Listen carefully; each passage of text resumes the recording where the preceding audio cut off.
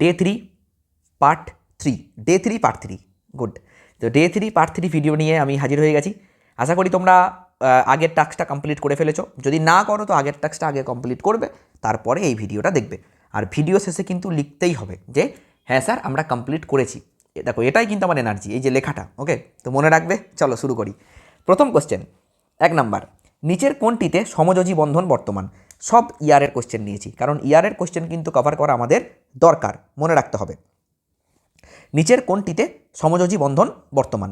দেখো এখানে যেগুলো আছে NaCl, দেখো ভাই NaCl সবাই জানে তড়িৎযোজী। LiH লিথিয়াম হাইড্রাইড সবাই জানে তড়িৎযোজী, ঠিক আছে। ক্যালসিয়াম অক্সাইড এটাও তড়িৎযোজী। তাহলে সমযোজী কোনটা? Hydrogen chloride HCl। ওকে, নেক্সট কোশ্চেন, F2 অণুর লুইস ডট চিত্র অঙ্কন করো। ফ্লোরিন, তাই না? F2 অণুর লুইস ডট চিত্র অঙ্কন করো। দেখো তো আমাকে প্রথমেই কিন্তু দেখে নিতে হবে যে এফের ফ্লুরিনের কটা ইলেকট্রন? 17টা, ঠিক কিনা? তাহলে 2,8,7 শেষ কক্ষপথে 7টা, দেখো 7টা করে দেওয়া আছে, ঠিক কিনা বলো? ঠিক, একদম ঠিক। তাহলে এরা একটা একটা করে ইলেকট্রন শেয়ার করে নেবে। তাহলে একটা একটা করে ইলেকট্রন যদি শেয়ার করে নেয়, তাহলে দেখো এখানে 1 2 3 4 5 6 7 8 হয়ে গেল 8টা। এটা তো তোমরা সবাই জানো। ভিডিও পজ করবে, ঠিক আছে? যদি দরকার হয় তো খাতায় একবার ভালো করে প্র্যাকটিস করে নাও, ব্যাস রেডি। ওকে, তো 1 নাম্বার আছে, 1 নাম্বার ছিল 2017-তে, দেখতেই পাচ্ছ। নেক্সট কোশ্চেনে চলে যাব, ঠিক আছে? আচ্ছা হ্যাঁ, আর অবশ্যই এটা পারলে লিখে দিও, হ্যাঁ, যে দেখো ফ্লোরিন পরমাণুর ইলেকট্রন বিন্যাস 2,7। ফ্লোরিন পরমাণুর সবচেয়ে বাইরের কক্ষে 7টি ইলেকট্রন আছে। অণু গঠনের সময় 2টি F পরমাণুর প্রত্যেকে একটি করে ইলেকট্রন দিয়ে একটি ইলেকট্রন জোড় গঠন করে এবং F2 অণু সৃষ্টি করে। এইটা লেখাটা কিন্তু গুরুত্বপূর্ণ। ওকে, নেক্সট কোশ্চেন, তো ভালো করে লেখাটা দেখে নিও একবার। মোস্ট ফেমাস কোশ্চেন ভাই, চিনির জলীয় দ্রবণ তড়িৎ পরিবহন করতে পারে না, কিন্তু সোডিয়াম ক্লোরাইডের জলীয় দ্রবণ পারে কেন? চিনি একটি সমযোজী যৌগ। জলীয় দ্রবণে চিনি আয়নিত হয়ে কোনো আয়ন উৎপন্ন করে না। কোনো রূপ আয়ন উপস্থিত না থাকার জন্য চিনির জলীয় দ্রবণ তড়িৎ পরিবহন করে না। কিন্তু সোডিয়াম ক্লোরাইড তো আয়নীয় যৌগ, তাই জলীয় দ্রবণে সোডিয়াম ক্লোরাইড বিয়োজিত হয়ে মুক্ত Na+ ও Cl- আয়ন উৎপন্ন করে। এই আয়নের উপস্থিতির জন্যই সোডিয়াম ক্লোরাইডের জলীয় দ্রবণ তড়িৎ পরিবহন করে। তাহলে মুদ্রা কথা, NaCl আয়নে ভাঙে, চিনি আয়নে ভাঙে না জলীয় দ্রবণে, তাই তড়িৎ পরিবহন করে না। ব্যাস, নেক্সট কোশ্চেনে চলে যাব। দেখো কি বলছে, সোডিয়াম ক্লোরাইডের ক্ষেত্রে আণবিক ওজন এর বদলে সাংকেতিক ওজন কথাটি ব্যবহার করা সঙ্গত কেন? NaCl একটি আয়নীয় যৌগ, বেশ একদম কারেক্ট, NaCl আয়নীয় যৌগ। কঠিন অবস্থাতেও Na+ এবং Cl- আয়নগুলি তাড়িতিক আকর্ষণ বল দ্বারা আবদ্ধ থাকে। এক্ষেত্রে NaCl অণুর কোনো অস্তিত্ব নেই, ঠিক কিনা? তাহলে Na+ আর Cl- এরা তো আয়ন, এরা স্থিরতাড়িতিক আকর্ষণ বলের দ্বারা কিন্তু আবদ্ধ থাকে, তাই না? যেহেতু NaCl অণুর কোনো অস্তিত্ব নেই, তাই NaCl যৌগের ক্ষেত্রে আণবিক ওজন কথাটা না ব্যবহার করাই যুক্তিযুক্ত। এর পরিবর্তে সংকেত ওজন কথাটি ব্যবহার করাই যুক্তিযুক্ত। ওকে, নেক্সট, ন্যাপথলিন ও সোডিয়াম ক্লোরাইডের নিচের দুটি ধর্মের তুলনা করো। দেখো গলনাঙ্ক আর জলে দ্রাব্যতা, ন্যাপথলিন সমযোজী যৌগ হওয়ায় এর গলনাঙ্ক কম, কিন্তু সোডিয়াম ক্লোরাইড কি? তড়িৎযোজী, তাহলে এর গলনাঙ্ক উচ্চ। তড়িৎযোজী যৌগের গলনাঙ্ক উচ্চ। ওকে, জলে দ্রাব্যতা, সোডিয়াম ক্লোরাইড আয়নীয় যৌগ বলে জলে দ্রবীভূত হয়, কিন্তু ন্যাপথলিন সমযোজী যৌগ বলে জলে অদ্রাব্য। বেশ, খুব ভালো কথা। নেক্সট কোয়েশ্চেন, নিচের কোন যৌগটি গঠনের ক্ষেত্রে অষ্টক নীতি মান্য হয় না? LiH লিথিয়াম হাইড্রাইড গঠনের ক্ষেত্রে অষ্টক নীতি মান্য হয় না। ওকে, কারণ দেখো লিথিয়াম Li এর শেষে কটা ইলেকট্রন? এর তো মোট ইলেকট্রন 3টে, তাহলে 2,1। তাহলে এ কি চাইবে? এই একটা ত্যাগ করে দিয়ে হিলিয়ামের মতো হয়ে যেতে, ঠিক আছে? তাহলে সেই জন্য ওই একটা ইলেকট্রন ত্যাগ করে দেয়, আর হাইড্রোজেন সে একটা ইলেকট্রন নিয়ে নেয়, হিলিয়ামের মতো ইলেকট্রন বিন্যাস লাভ করে। তাহলে এ কিন্তু অষ্টক সূত্র মানে না। ক্যালসিয়াম অক্সাইডে কী ধরনের রাসায়নিক বন্ধন বর্তমান? তড়িৎযোজী। দেখতেই পাচ্ছ 2018-তে কোশ্চেনগুলো এসেছিল। বেশ, নেক্সট, লুইসের ধারণা অনুসারে সমযোজী বন্ধন কিভাবে গঠিত হয় একটি উদাহরণ দিয়ে লেখো। দেখো খুব ভালো করে এই লেখাটুকু পড়বে। লুইসের ধারণা অনুসারে নিকটতম নিষ্ক্রিয় গ্যাস পরমাণুর মতো সুস্থিত ইলেকট্রন বিন্যাস লাভের জন্য দুটি পরমাণু সর্বপরিস্থ কক্ষের অযুগ্ম ইলেকট্রনগুলির মিলনে গঠিত হয় এক বা একাধিক ইলেকট্রন জোড়।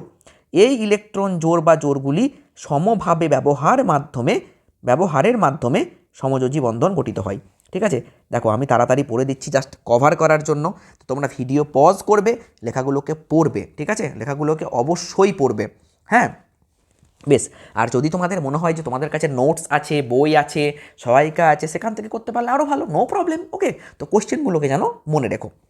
NH3 লুইস ডট গঠন দেখো, দেখো এনের শেষ কক্ষপথে 1 2 3 4 5 5টা, হাইড্রোজেনের একটা, তাহলে এর 3টে ইলেকট্রন চাই, তাই না? তাহলে দেখো হাইড্রোজেন কিন্তু একটা করে ইলেকট্রন এনের সাথে শেয়ার করে নিল, NH3। ঠিক আছে, ওকে ওকে ওকে, নেক্সট কোশ্চেনে যাই। ওকে, দেখো সোডিয়াম ক্লোরাইডের বন্ধন NaCl হিসাবে প্রকাশ করা যায় না কেন? দেখো কোশ্চেনটা কেমন রিপিট হয়েছে দেখো। আয়নীয় যৌগে, আচ্ছা এই সেম কোশ্চেন আমরা দেখলাম, কোথায় দেখলাম আমি এক্ষুনি দেখাচ্ছি। দেখো দেখো দেখো, এই দেখো, দেখেছো? একই ধরনেরই উত্তরটা হবে। ঠিক আছে, দেখো এখানে এই যে সোডিয়াম ক্লোরাইড একটি তড়িৎযোজী যৌগ, এর ইলেকট্রন ডট গঠন দেখানো হয়েছে, ইলেকট্রন ডট গঠনটা দেখিয়ে দেওয়া হয়েছে। ঠিক আছে, দেখো, হ্যাঁ, তারপরে কি লেখা হচ্ছে না, প্রথম ধাপে Na পরমাণু তার সর্ববহিস্থ কক্ষ থেকে একটি ইলেকট্রন বর্জন করে Na+ আয়ন তৈরি করে, অন্যদিকে Cl পরমাণু সর্ববহিস্থ কক্ষে ওই বর্জিত ইলেকট্রন গ্রহণ করে এবং Cl- আয়ন তৈরি করে। Na একটা ইলেকট্রন দিল, Cl ওইটা নিয়ে নিল। উৎপন্ন Na+ আয়ন ও Cl- আয়ন পারস্পরিক তড়িৎ আকর্ষণ দ্বারা যুক্ত হয়ে NaCl গঠন করে। NaCl গলিত বা জলে দ্রবীভূত অবস্থায় আয়নিত অবস্থায় থাকে, এই জন্য সোডিয়াম ক্লোরাইডের বন্ধন NaCl হিসাবে প্রকাশ করা যায় না। ভালো করে পড়ে রাখবে। কোশ্চেন 4, একটি তরল ও একটি কঠিন সমযোজী যৌগের উদাহরণ দাও। তরল সমযোজী যৌগ হচ্ছে ইথাইল অ্যালকোহল, আর কঠিন সমযোজী যৌগ চিনি। ঠিক আছে, 2018 কভার। আচ্ছা 2019, নিচের কোন যৌগটি কঠিন অবস্থায় আয়ন দ্বারা গঠিত? সোডিয়াম ক্লোরাইড কঠিন অবস্থায় আয়ন দ্বারা গঠিত হয়। ঠিক আছে, কারণ তড়িৎযোজী যৌগ, আয়নীয় যৌগ। ওকে, N2 অণুর লুইস ডট চিত্র অঙ্কন করো। দেখো দেখানো হয়েছে। ঠিক আছে, এই নাও ভিডিও পজ করো, ভালো করে দেখে নাও N2 অণুর লুইস ডট চিত্র। ঠিক আছে, ভিডিও পজ করো, ভালো করে দেখে নাও। ওকে, চলো নেক্সট কোশ্চেন কি বলা হচ্ছে, কোসেল আয়নীয় বন্ধন গঠন কিভাবে ব্যাখ্যা করেন? ভিডিও পজ করবে, দেখে নেবে যে কোসেল আয়নীয় বন্ধন গঠন কিভাবে ব্যাখ্যা করেছেন। ঠিক আছে, দেখো কি বলছে না, কোনো তড়িৎ ধনাত্মক মৌলের সঙ্গে কোনো তড়িৎ ঋণাত্মক মৌলের রাসায়নিক সংযোগকালে তড়িৎ ধনাত্মক মৌলটি এক বা একাধিক পরমাণু, এক বা একাধিক ইলেকট্রন বর্জন করে ক্যাটায়নে পরিণত হয়। তাহলে কি হয় না, যেটা ধাতু সে এক বা একাধিক ইলেকট্রন বর্জন করে দিয়ে ক্যাটায়নে পরিণত হয়, আর ওই বর্জিত ইলেকট্রন অধাতু বা তড়িৎ ঋণাত্মক মৌলটি কি হয় না, গ্রহণ করে দিয়ে অ্যানায়নে পরিণত হয়। এর ফলে উৎপন্ন ক্যাটায়ন ও অ্যানায়ন উভয়েই নিকটতম নিষ্ক্রিয় গ্যাসের সুস্থিত ইলেকট্রন বিন্যাস লাভ করে। এইভাবে উৎপন্ন ক্যাটায়ন এবং অ্যানায়নগুলির মধ্যে স্থির তড়িৎ আকর্ষণ বলের প্রভাবে আয়নীয় যৌগের কেলাস গঠিত হয়। 2 নাম্বার ছিল, দেখেছ? নেক্সট কি বলছে এটা? আচ্ছা ওটারই সেকেন্ড পার্ট এটা, হ্যাঁ, মানে এখনও শেষ হয়নি এটা। তো নেক্সট হচ্ছে পরমাণুগুলির আয়নে পরিণত হয়ে রাসায়নিকভাবে যুক্ত হওয়ার ক্ষমতাকে বলা হয় তড়িৎযোজ্যতা। উদাহরণ দিয়ে একটা বোঝানো হয়েছে, দেখো। ঠিক আছে, উদাহরণ দিয়ে বোঝানো হয়েছে, সুন্দরভাবে লেখা আছে, ভালো করে পড়বে। নেক্সট, তরল হাইড্রোজেন ক্লোরাইড তড়িৎ পরিবহনে সক্ষম নয়, কিন্তু গলিত সোডিয়াম ক্লোরাইড তড়িৎ পরিবহনে সক্ষম কেন, ব্যাখ্যা করো। দেখো ভিডিও পজ করো, ভালো করে পড়ে নাও, ভিডিও পজ করে ভালো করে পড়ে নিও। ঠিক আছে, নেক্সট কোশ্চেনে গেলাম। দুটি ভৌত ধর্মের সাহায্যে সোডিয়াম ক্লোরাইড ও ন্যাপথলিনের মধ্যে পার্থক্য বলে দিয়েছি অলরেডি, এটা রিপিটেড কোশ্চেন। দেখছো তো কোশ্চেন কেমন রিপিট হচ্ছে, খেয়াল রাখো কোশ্চেন রিপিট হচ্ছে কতটা, খেয়াল রাখো। ঠিক আছে, পড়ে নাও, ভিডিও পজ করো, পড়ে নাও। নেক্সট, 2020, নিচের কোন যৌগটির মধ্যে কোনো অণুর অস্তিত্ব নেই? তো ক্যালসিয়াম অক্সাইড, এটা তো তড়িৎযোজী, অণুর অস্তিত্ব থাকবে না। ক্লোরোফর্ম ও সোডিয়াম ক্লোরাইডের মধ্যে কোনটি জলে দ্রবীভূত হয় না? ক্লোরোফর্ম জলে দ্রবীভূত হয় না। ঠিক আছে, নেক্সট কোশ্চেন, ক্লোরোফর্ম, আচ্ছা ওটা রিপিট হয়েছে। আচ্ছা এইটা, একটি আয়নীয় যৌগের উদাহরণ দিয়ে দেখাও যে এর আয়নগুলি অষ্টক নীতি মান্য করে না। একটু আগেই আমরা পড়েছি লিথিয়াম হাইড্রাইড অষ্টক সূত্র মানে না, তার নিচে কিন্তু তোমাদেরকে দেখিয়ে দিতে হবে গঠনটা, আশা করি এখানে দেখানো আছে। এই দেখো, ভিডিও পজ করো, দেখে নাও, ভিডিও পজ করে দেখে নাও লিথিয়াম হাইড্রাইড। ওকে, কী কী লিখতে হবে দেখে নিলে। 2 নাম্বার এসছিল, দেখেছো তো, রিপিট হয়েছে কোশ্চেন। আচ্ছা, সোডিয়াম ক্লোরাইডের গলনাঙ্ক গ্লুকোজের গলনাঙ্কর থেকে অনেকটা বেশি কেন, ব্যাখ্যা করো।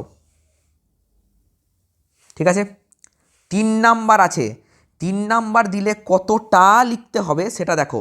ঠিক আছে, তো ব্যাখ্যা করো তো যদি 3 নাম্বার থাকে উত্তর কিন্তু এতটাই লিখতে হবে। ভালো করে দেখে নাও, হ্যাঁ ভালো করে দেখে নাও এই কোশ্চেনটা, উত্তরটা পজ করো দিয়ে দেখে নাও ভিডিওতে। আচ্ছা নেক্সট, দেখাও যে ফ্লুরিন আয়নীয় বন্ধন গঠন করে এনের সঙ্গে, কিন্তু সমযোজী বন্ধন গঠন করে হাইড্রোজেনের সঙ্গে। এর পারমাণবিক সংখ্যা যথাক্রমে 1, 9 ও 11। দারুণ কোশ্চেন, দারুণ। দেখো সোডিয়াম পরমাণুর শেষ কক্ষপথে কটা ইলেকট্রন, একটা। এবার ও যখন ফ্লুরিনের সঙ্গে যুক্ত হবে, ফ্লুরিনের কটা, 7টা। তাহলে ও যদি একটা ছেড়ে দেয় তাহলে কি হবে, 8টা হয়ে যাবে। আর এই একটা যদি এ নিয়ে নেয় তাহলে 8টা হয়ে যাবে। দেখো দেখানো হয়েছে। তাহলে সেই জন্য তড়িৎযোজী যৌগ গঠন করে ফ্লুরিনের সঙ্গে।